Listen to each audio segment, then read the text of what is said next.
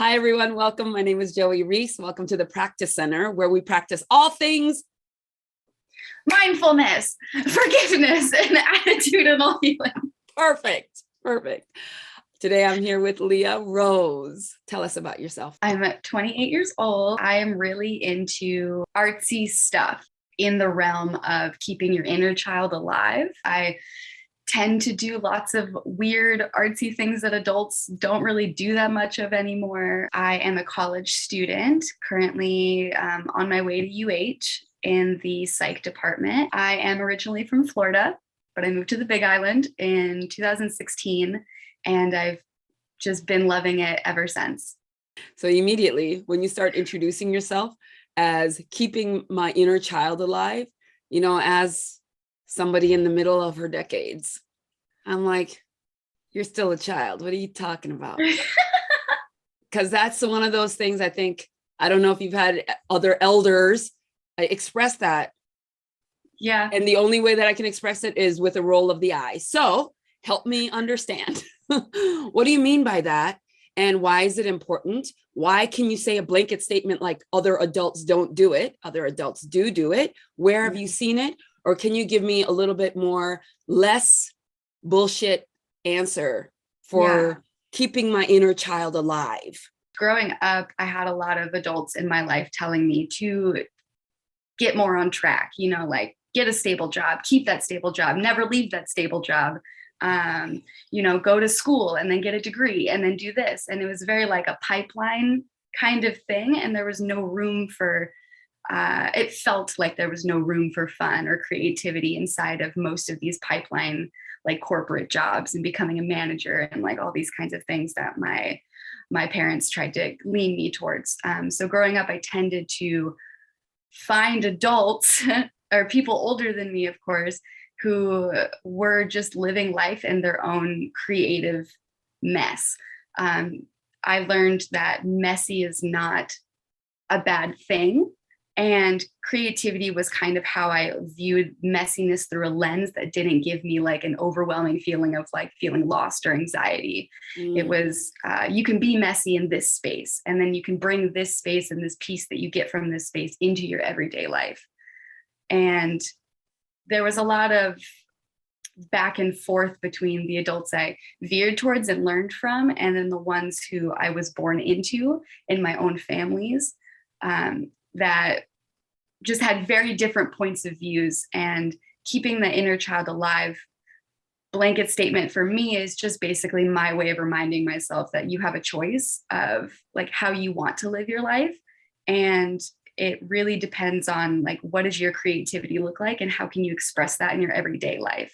Yeah, I love that answer so much better than that. We talk a lot about platitudes and these toxic positivity statements that we give to one another. And of course, they always have deeper meanings and personal meanings. And it's important to stop and excavate that a little bit. So I just want to rewind just a short moment. When people were putting you on the pipeline and you felt that sense of, oh, I'm being pushed into a pipeline, you probably didn't use those words when you were young. Not at all. But do you remember the feeling that you got every time you were pushed into normal life? Yeah, I felt crushed. It felt suffocating almost. It felt like people were telling me that I was wrong and that my way of living wasn't correct. It wasn't what was supposed to be the way a person's supposed to live. Yeah. There's a lot of people, my own kids included, I'm sure, who can say that you can see the two sides, right? From a parent's point of view, it's like, I want to guide, I want to make sure that you are thriving in this fucked up world. And yet it can be heard as, oh my God, you're stifling me to death. I'm going to die in this fucked up world. Yeah. And the more we can figure out how to communicate that to one another and really lean into our heart's desire, the better. So what is like a one tangible thing that you've done once you've given yourself permission to lean into your childlike heart that you might not have done if you had followed that pipeline? The thing that came up first is this thing I like to call invite a little chaos. I tend to, when I do get in my pipeline thinking based on all of that old stuff, it gets very strict and very crushing. So what I end up doing is I'll stop and I'll take a deep breath and say, I need to invite a little chaos right now. And it started off with me going over to a bookshelf and just moving a book, making it not this like perfect world. And over time, I slowly did it to all of my books, and then to my room, and then to like my bed. It's okay if my bed's not made all the time. It's my way of inviting this less crushed space, and just inviting the fact that I'm a person and people are messy, and that's okay.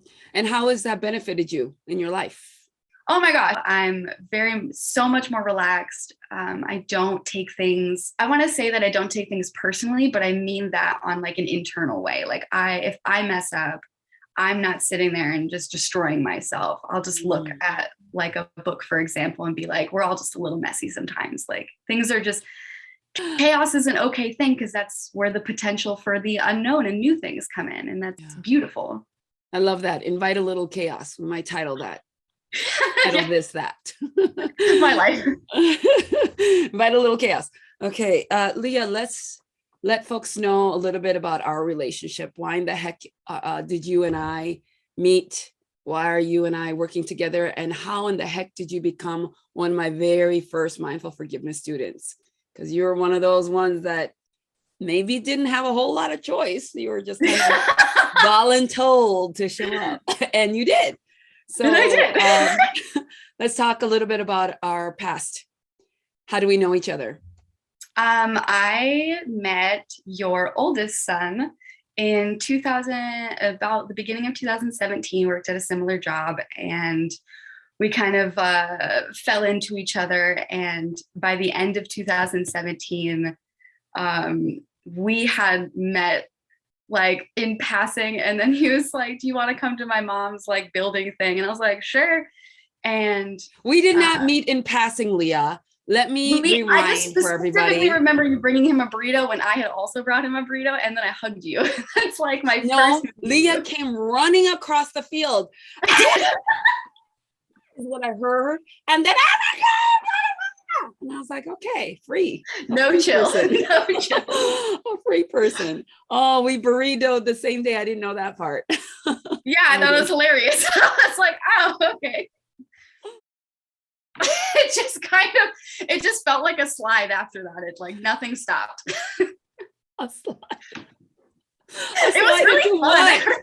A slide into what, Leah? Into mindfulness, forgiveness, into, I think, getting to know myself a little better and learning respect and boundaries, and what does a life that I want to lead look like? Not a life that I was programmed or told I was supposed to lead, or felt like I had to lead based on like traumas or adverse childhood experiences. Yeah. At that time, I felt very much like I was running away from a lot of things. I wanted to get away from my family in Florida. I wanted to get away from all of the pressures and images and things that I went through in Florida that I didn't want to be around anymore. So I felt kind of chaotic. And leaning into Moxie and leaning into mindful forgiveness was what I needed at that time. It's something that I'd wanted, and I didn't know how to get it. And I knew that at the time, I knew that I couldn't do it by myself. And I winded up in a situation where I met the people who could help me on that journey. And thankfully, I had someone in my life who would tell me to do things, because at the time I was still running away, and I knew it, but I didn't want it. The idea of change was much more comfortable for me than the reality of it. And I had to get into the space of getting comfortable in discomfort and in change. Because Leah, you are somebody who is, I mean, a lot of things. One of the things that I think is really a strong asset for you is your willingness to just kind of blah. Yeah. Your willingness to ask, your willingness to kind of get into people's spaces. Now, how you feel while you're doing it, that's a separate thing, and we're going to get into that. But you do have the capacity to just kind of get into people's faces, ask the questions, willing to be silly, willing to say yes, willing to pack up and move across the country. Like your willingness barometer, you swing to this side of the willingness barometer.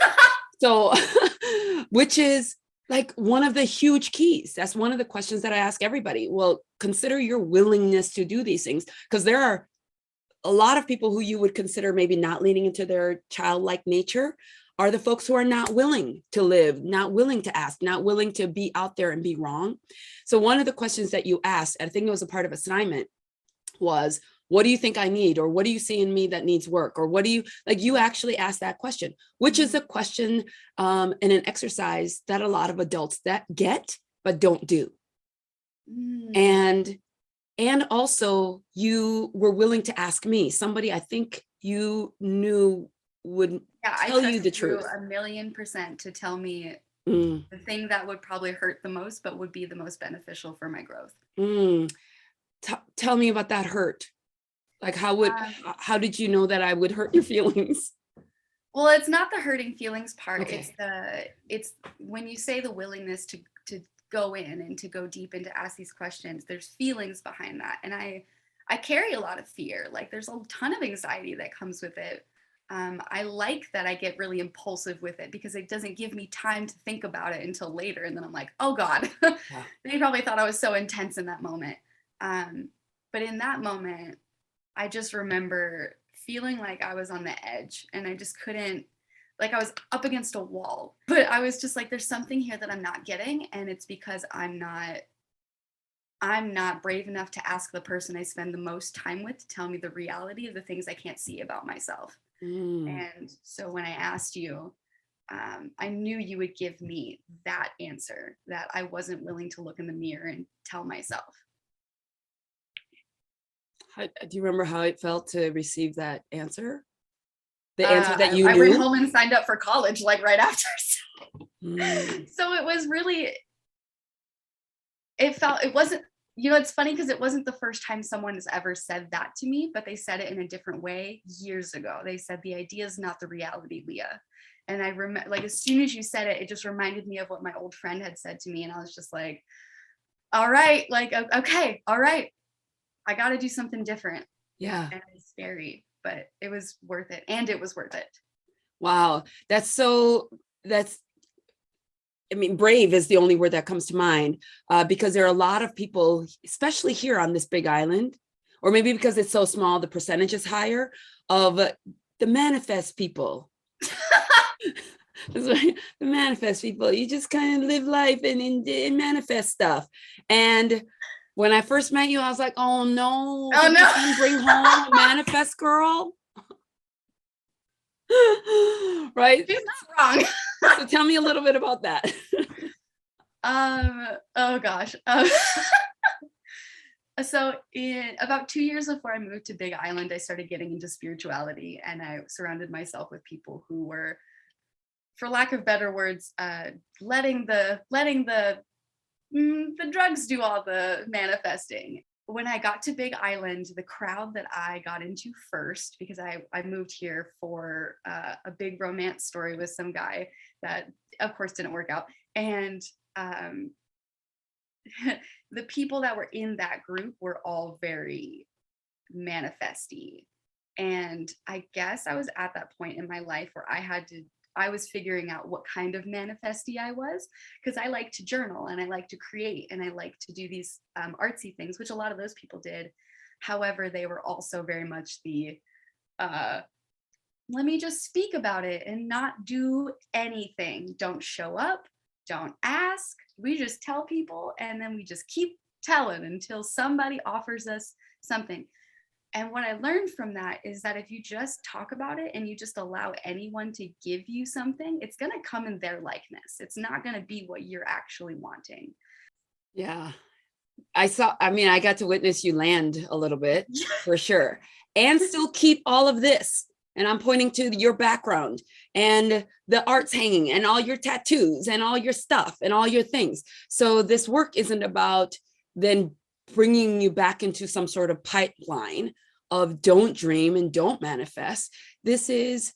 It's your job to really figure you out. You are a unique combination of a lot of different things, including all your influences and your coping mechanisms and what you're really good at and what you're gifted around and what you suck at. Like, find the combination of this stuff. And that takes real courage.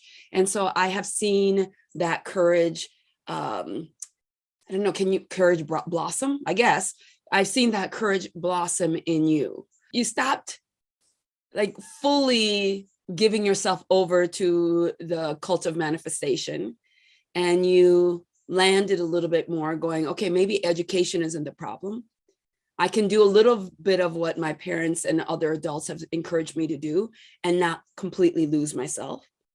So in finding what Leah looks like in that world, some tough personal things came up, family related things came up, a lot of life continues to happen while you're still working on yourself, right? Life just keeps happening.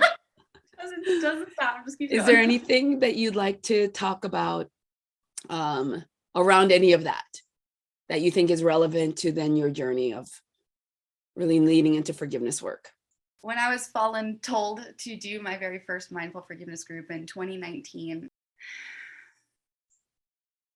I had a lot of just pent up stuff. So coming back to the ground and coming back into showing up for myself involved a lot of looking at the gross things I didn't want to see and about my role in my own suffering and my own perpetuating of it and my own lack of courage to even talk to the people who were the villains in my own story. Like, it was easy for me to run away and then just, for lack of better words, just like shit talk all over it and be like, oh yeah, it's no big deal. Like, these people suck, like whatever, I don't care. When I came into the mindfulness world and I had to become more accountable to myself, I had to really think about, how did I play a role in this? And like, what decisions am I making that are keeping these patterns in line? Like, what is the inner voice? What has my inner voice been telling me? It's been telling me the same thing forever. And it's just ignoring it over and over until I got to that gate that was like, well, if you walk past this forgiveness gate, like, you have to let some stuff go, which means you have to cry right here or create something or do, for me, it's crying. I don't know. It's different for everybody, but like, you have to cry and let it out and let it go. And then you have to forgive, which was like a blanket statement for me. I was like, I don't know what that means. What does that mean? But at the time, it was really difficult to look at myself and say, you have to learn how to tell a different story.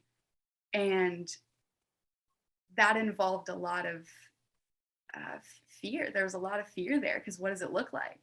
Who is Leah when it's not this one? And who are the people in Leah's life when it's not just the people who show up and she just accepts because they're just there? What does intentionally living look like? And I feel like a lot of that was extremely important to the whole journey, because it was really scary. And like, writing forgiveness stories is like a practice I have now. If something comes up, I'm like, what do I really want this to look like? And it's okay if it doesn't turn out like this ideal world. And how can I show up to make it close? How can I show up to have conversations that bring me closer to my sense of peace within it? And give people the opportunity to give me what I want when I'm more honest, instead of being like, oh, okay. Oh, I love that. So for you, forgiveness is really tied to your personal honesty. Yeah. Oh, absolutely. Yeah. I wasn't very honest with myself for majority of my life. And when we're not honest with ourselves, it's really difficult to be honest with the people in our lives. Oh, yeah. Right? Yeah. Yeah. The grief and the both and were my two most powerful ones for me. One, because I never really grieved. Like, that wasn't a thing for me. Grieving was, putting everything in a box, setting the box on fire, and then never looking at it ever. And in the both and, it was giving myself room to say, like, that sucked and I didn't appreciate it. And also, how did I play my own role in it? And also, how can I make it better? And also, how can I make space for the pain when the button when the pain button gets hit Yeah. from like crossfire, because years can pass and something can still hit a pain button. And with mindful forgiveness, I've been more able to look at it and be like, oh, a button was hit. It has nothing to do with the person right in front of me who accidentally hit it, because they don't know. I didn't tell them. Yeah, it came back to grounding myself into the real world and less living in this fantasy. Yeah. Which is part of what mindfulness is about living in this world without judgment. And then in that space, there's so much more room for all of the different ands. Yes. And you say pain button. Allison describes it as landmines. I love all the descriptors that people come up with, those stories, you know, and commonly in the field, we call it triggers. Yeah. Right. But all of those is another one I hear. Yeah. Which one? Emotional activation for people. Emotional activation. Exactly. So we all kind of know what we're talking about. But in this way, you don't go immediately into reaction. What were your immediate reactions before MF and post MF, if there is such a distinction you can make? Is before it was, I don't want to say angst, because that's what it used to be, definitely. Oh, my angsty Leah. So angsty. But it was a lot of that box that I set on fire and threw away. I didn't actually throw it away. It like was buried. Yeah. And it looked like I went to a forest and there's a tree that's me, this Leah's tree.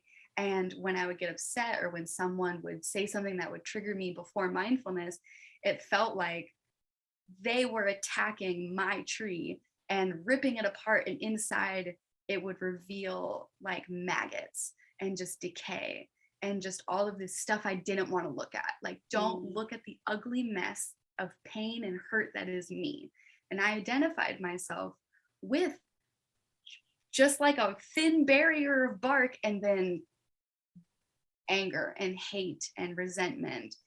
And after forgiveness, after mindful forgiveness, I spent a lot of time just sitting at that place where I could see the hurt inside of the tree.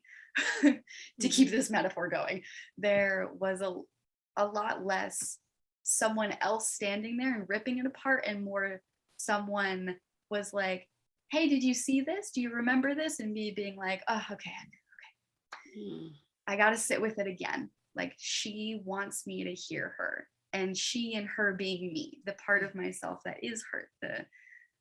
I do a lot of like visualizations, and there's like a little Leah and a teen Leah that come up very, very often, and they still do now. It's been like 4 or 5 years, and like they sit with me a lot in my mindful room in my head.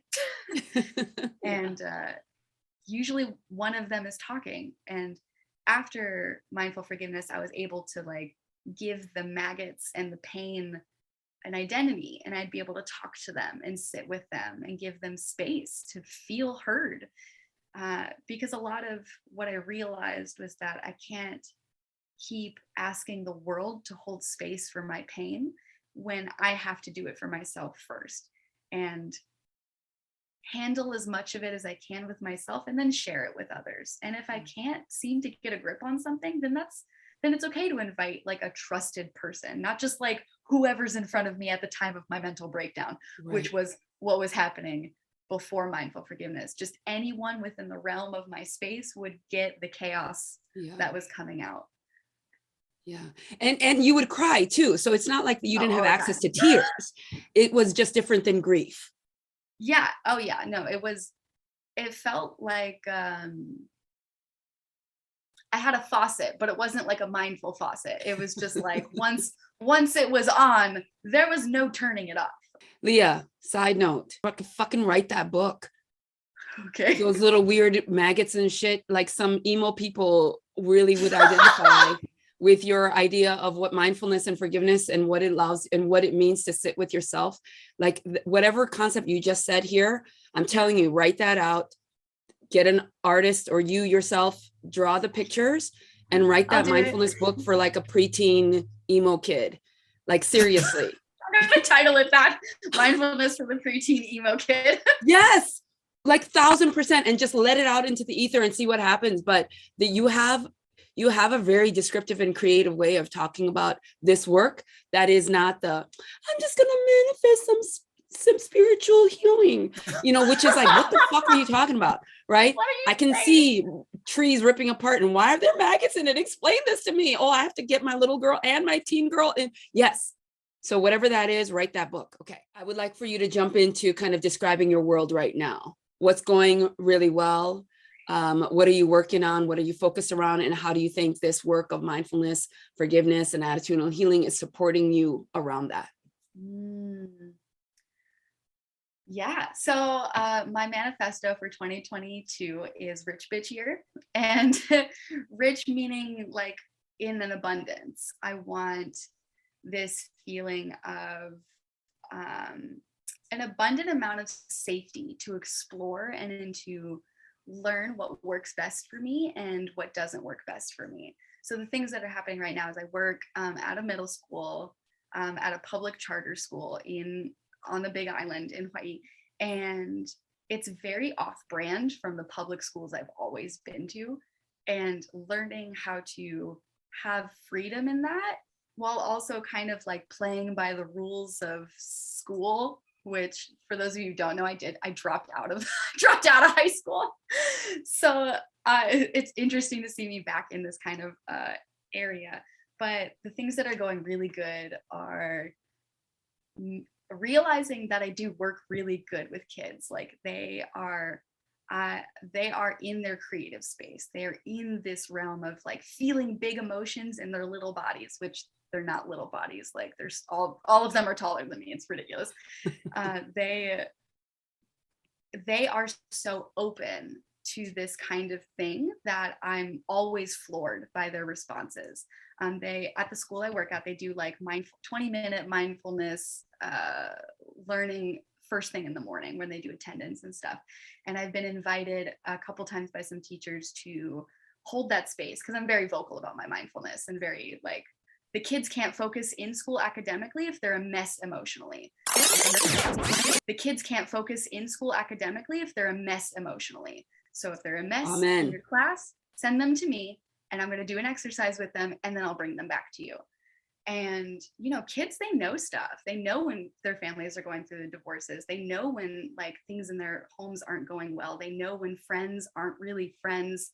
And they are just now learning permission to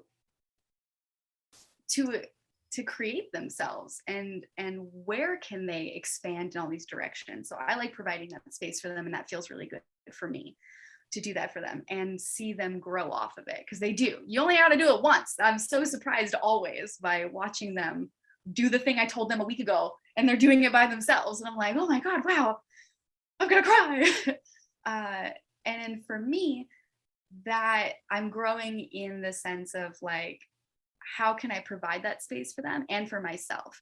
Because when I'm holding space for them, I'm not only taking a chunk out of my mindfulness box for them to hold, to have some space, and I'm also holding space for myself and the versions of myself that needed this when I was their age. Yeah. I think for me, my mindfulness practice and my forgiveness practice is it's very personal right now. It feels very like forgiving myself for saying that I was never going to be good enough, or that, I will never have a good relationship with money, and I will never have the means to take care of the people that I want to take care of. Like if I want to buy gifts or take a plane trip to see my mom, like I want to be able to do that. So there's a lot of forgiveness that's been coming up with that because of old narratives that were either mine or from my family that I heard growing up that I internalized. And a lot of it's coming up and being like, okay, this is mine, this isn't. This is mine, this isn't. And really going deep into that for myself, because I can't do anything for anyone else, but I can show up for me. Talk a little bit about what might have happened if you never embarked on this forgiveness journey. Do you ever think about that timeline? Oh God. Sometimes I've thought about it a couple times, and it just seems sad. It just seems really Mm. sad. Like I feel the Leah that comes up when I think about that is just not okay. Like she's just still screaming. She's Mm. just like banging on the walls, being like, please let me out. Like, please.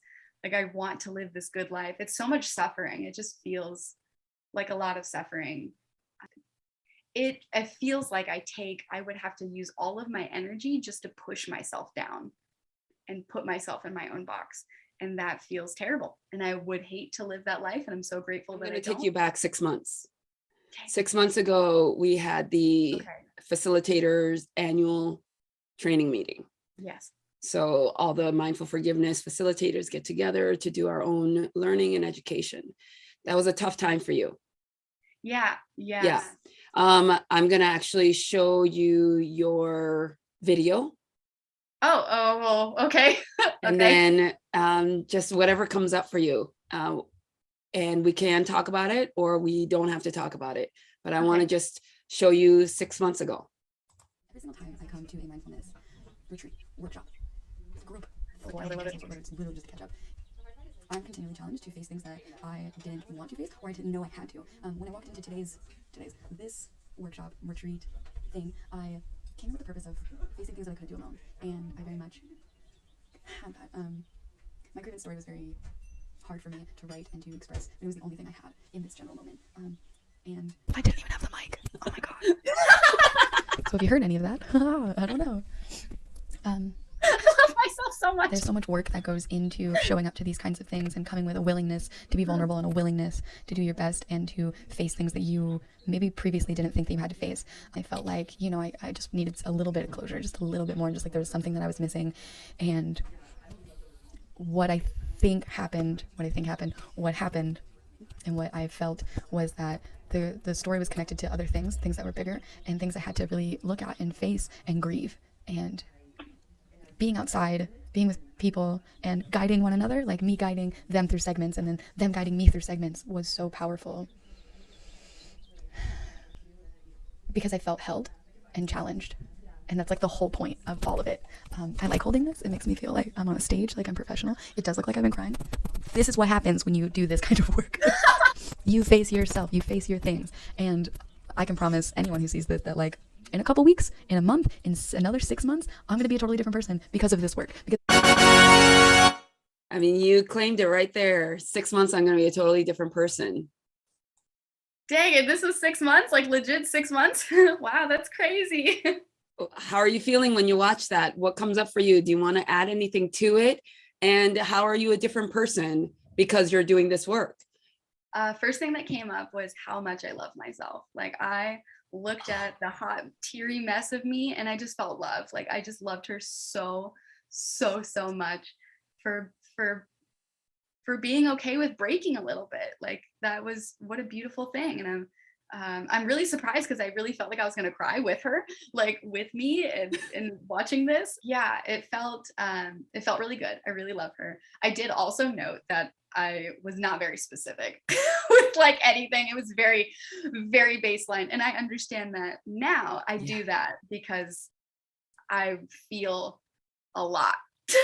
So going into it would require me to be really vulnerable, and I will sometimes not feel like I'm ready for that. So when that happens, I do baseline it. I get very platitudinous about it. Loving myself more for being funny. So funny because I sounded so just like it was so in the space of like mindful and like you can barely hear me, but it like made you listen deeper and it's like wow. And then I'm like okay but 6 months, 6 months I feel so different. At that time I was pretty on the edge. I was facing a lot of domestic abuse that was in my household that had to do with my father, and a lot of things were coming up around it, and I didn't even know, like it was one of the things that I really put down, and it coming up was the hardest thing that I had ever had to do. Like it definitely delved into self-worth, into like being alive, like wondering if anything was ever going to change. And how I had to play a role in that change. Like I couldn't just ask everyone to do it for me, which is what I had been doing for the dominant 27 years of my life. Was asking someone else to be the person I wanted to be, to feel like the person I wanted to feel like. And I had to break. Absolutely. I had to like completely get down to like the bare bones in order to build again. And I swear to you, like mindful forgiveness, having attitudinal healing, having all of those tools became the foundation when that tower fell. At this point, when you were making that video, you were already almost 3 years into this work. You've been working with me. You've gone through the facilitator training. You've spoken about it. You've gone to many, many groups. You've gone to previous facilitator training. So I think what I want to point out in this is mental health professionals. When we get into this work, there's so much, all of a sudden, this facade that we put on about being healthy and not doing our own work. So what this video illustrates for me, that I need everybody to understand, is that it's not one and done. It's cyclical. It'll come back. We have to always be willing to be vulnerable. And once that door is open, it's not going to just all of a sudden create this perfect being that doesn't have to be vulnerable again. We continue to have to be vulnerable.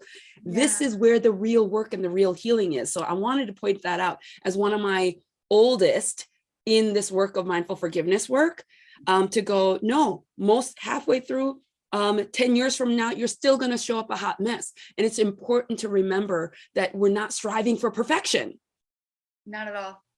Not at all. The most beautiful and impactful thing about it, because I personally was like, it's either perfect or it's you don't do it. Yeah. You don't show up, you don't do anything unless you have all the moves already, unless you have all the knowledge already.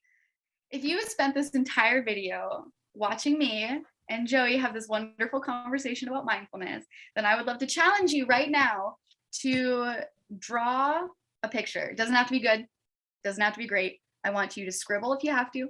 Make two. Make one that is just how you're feeling right now, and then a little picture of how you want to feel. Leah, sending you away with homework. I love it. It's my favorite thing. Who am I? You are such a good student and teacher. Excellent. Thanks everybody for listening. Bye. Thanks everybody. Bye.